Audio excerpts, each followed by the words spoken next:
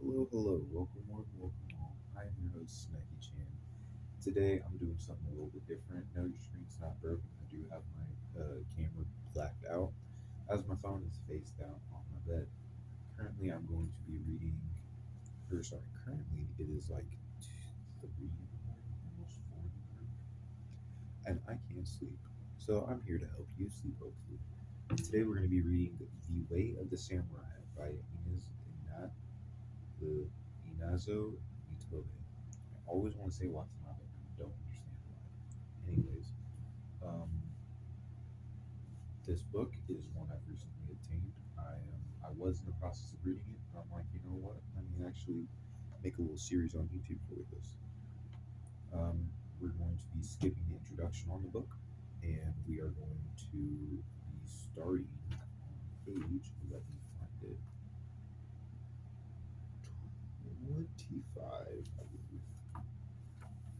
So if you want to read along with me, you are more than welcome to. Please feel free to read along with me. Haha, I'm so smart and clever. This book talks about the Bushido Code of Honor. It talks about the sources, the rectitude of justice, courage, politeness, honor, loyalty, all of that stuff. And this book kind of interested me.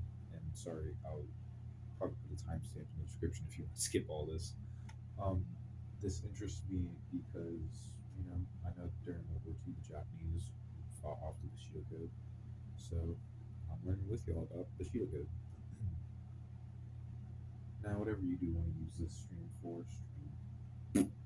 whatever you want to use this video for, whether it be you just trying to sleep, take a nap, do something else, maybe even read along with me, please feel free to do so. Once again, I'm reading by candlelight, so if I am fidgeting or if you hear glass scraping, then just know I'm moving your finger, hopefully, so I can see better. Also, I cannot, it's hard for me to tell between P's, my Q's, my L's, my T's, my threes, and my eights, and a couple other letters. But I'm not dyslexic, I'm just stupid. I read too fast sometimes. And also, this book has a lot of big words that I don't really know how to pronounce. So if I do slip up, I apologize in advance. Again, I'm still not necessarily trying to learn how to read, I'm trying to expand my vocabulary. So, anyways, let's go ahead and get started with chapter one. Bushido as an ethical system. Now, some guys also, side note, some guys do voices when they read. I'm just going to read my normal voice. I'm going to be talking a little bit quieter and softer than I normally would, but other than that, I'm not going to be trying to drop my voice to nothing raspy. So, if that offends you or if that makes you upset, sorry, deal with it. Chapter 1. Bushido as an ethical system. Chivalry is a flower no less indigenous to the soil of Japan than its emblem, the cherry blossom, nor is it a dried up specimen of an antique virtue preserved in the herbarium, herbarium of our history. It is still a living object of power and beauty among us, and if it assumes no tangible shape or form, it not less this it, and if it assumes no tangible shape or form, it not the less scents the moral atmosphere and makes us aware that we are still under its potent spell. The conditions of society which brought it forth and nourished it have long disappeared, but as those far off stars which once were and are not still continue to shed their rays upon us, so the light of chivalry, which was a child of feudalism, still illuminates our moral path, surviving its mother institution. It is a pleasure to me to reflect upon this subject in the language of Burke, who uttered the well-known touching eulogy over the neglected beer of its European prototype. Off to an amazing start. I know, guys. I'm off to an amazing start. Let's get it. It argues a sad defect of information concerning the Far East were so when so when so erudite a scholar as Dr. George Miller did not hesitate to affirm that chivalry, or any other similar institution, has never existed, either among the nations of antiquity or the modern Orientals. Such ignorance, however, is amply excusable, as the third edition of the good doctor's work appeared the same year that Commodore Perry was knocking at the portals of our exclusivity. More than a decade later, about the time that our feudalism was in the last throes of existence, Karl Marx, writing his Capital, called the attention of his readers to the peculiar advantage of studying the social and political institutions of feudalism, as then to be seen in living form only in Japan. I would likewise invite the Western historical and ethical student to the study of chivalry in the Japan of the present. I'm going to take a break and I already need water. So,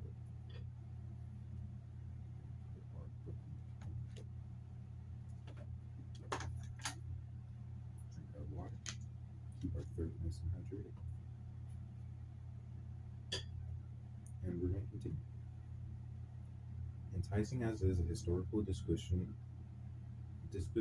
on the comparison between Europe and Japanese feudalism and chivalry, it is not the purpose of this paper to enter into it at length.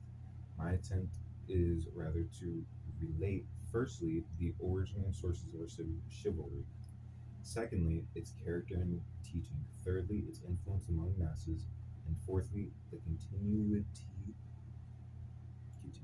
continuity, and permanence of its influence. Of these several points, the first will only be brief and cursory, or else I should have to take my readers into the devious paths of our national history.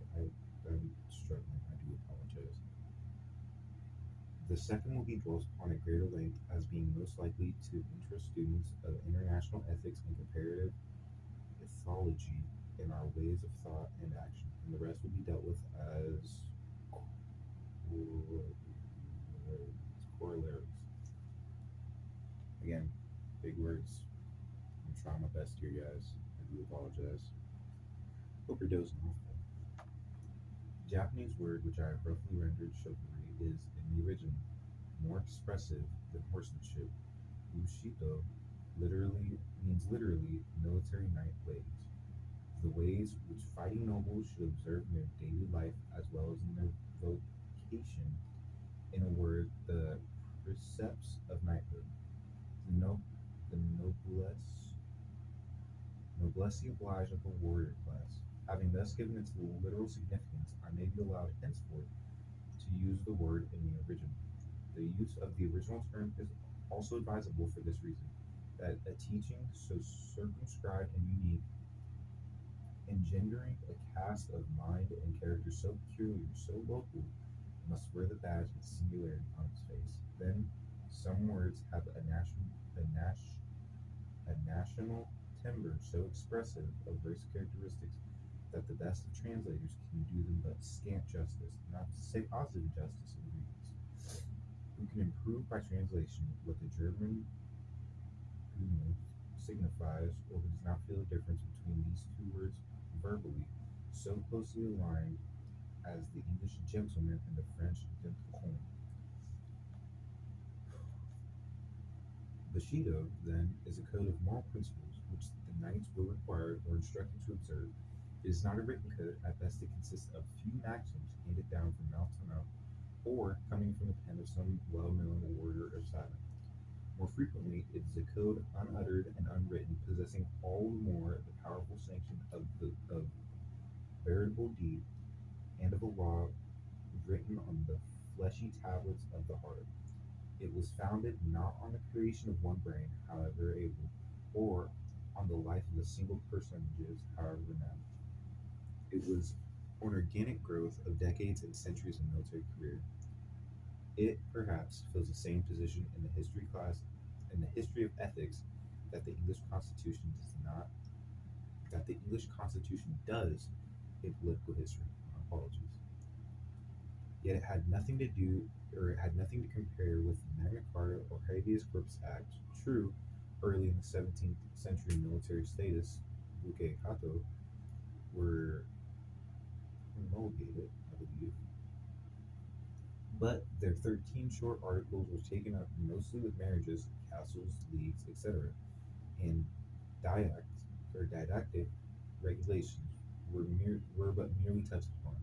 We cannot, therefore, point out any definite time and place and say, here is its fountain head.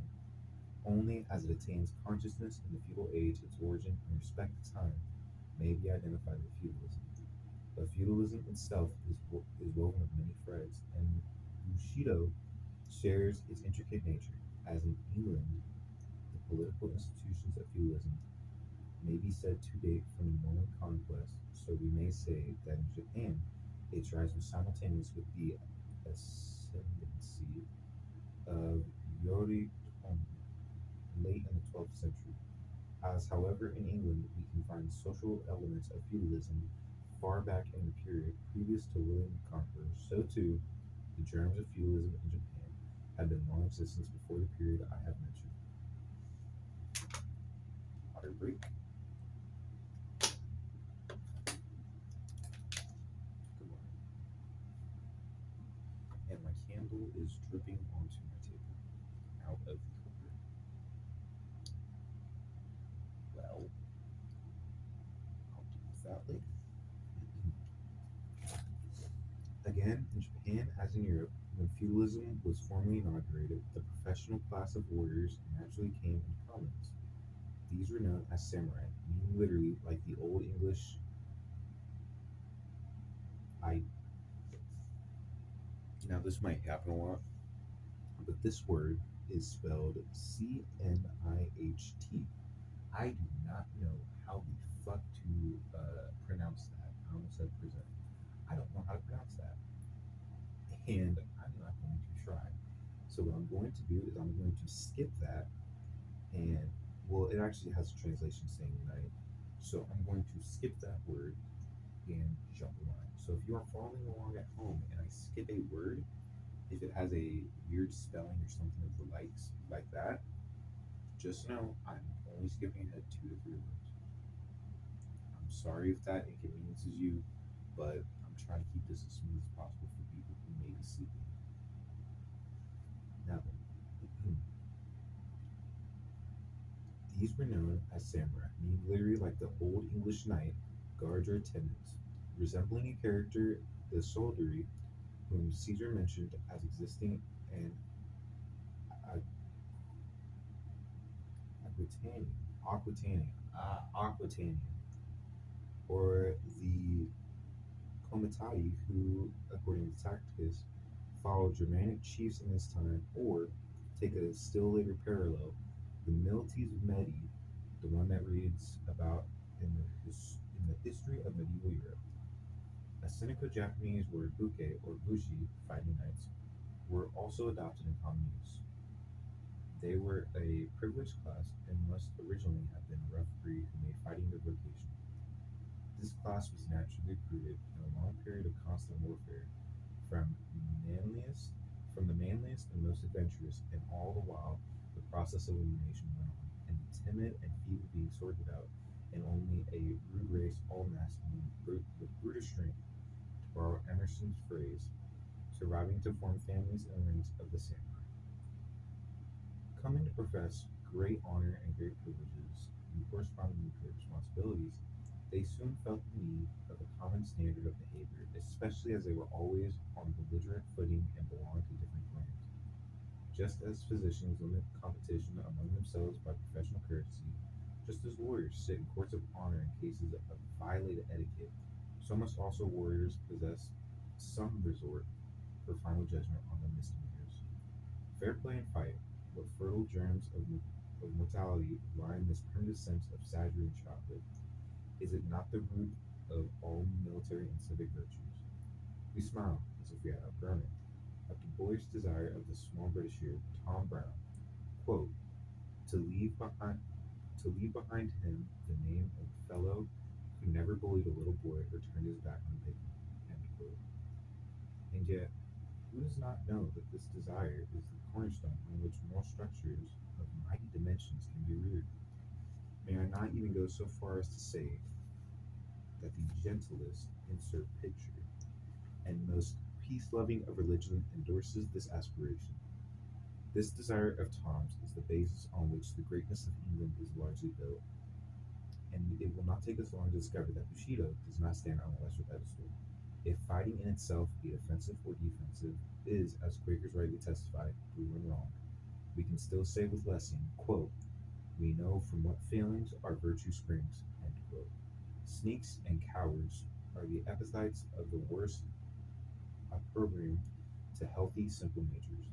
Childhood begins with life, with these notions, and knighthood also, but as life grows larger and its relations many sided, the early faith seeks sanction from higher authority and more rational sources for its own justification, satisfaction, and development.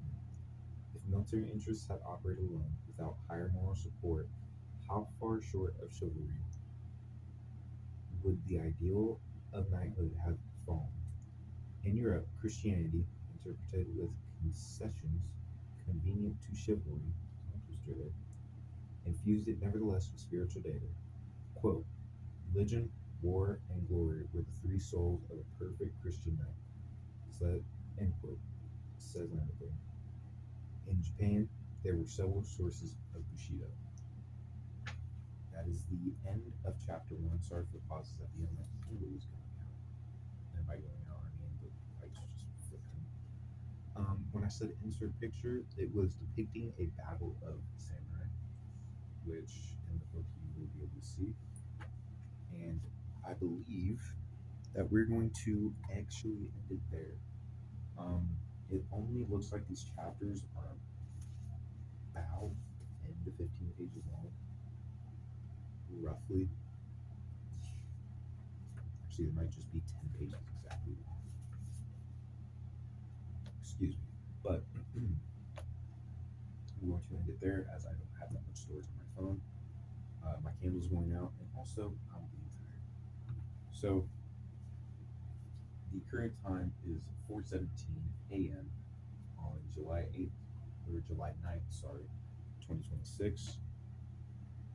We are on page 35, chapter 2 of The Way of the Samurai with Inazō Nitobe. Now, I don't know if you could have fallen asleep in the last 15 or so minutes, but if you did, I hope you sleep well. You probably can't hear me. And if you didn't, thank you for staying to the end. I do apologize. This is my very first time actually reading a book on camera. And yeah, I struggle with it. I struggle with speech just a little bit. Um, but yeah, I do hope you all will join me for another one. I don't really have much else to say. This is a very good book. I'm keep reading it. And breaking up the chapters, I might sprinkle in a little bit. Excuse me, I need water. Oh my gosh. This is why hydration is so important. Interlude with these chapters, I might sprinkle in a little bit of The Art of War by Sun Tzu. That's one of my favorite books. But then once we finish reading this, Space Novak has, god damn it, I lost the sticky note.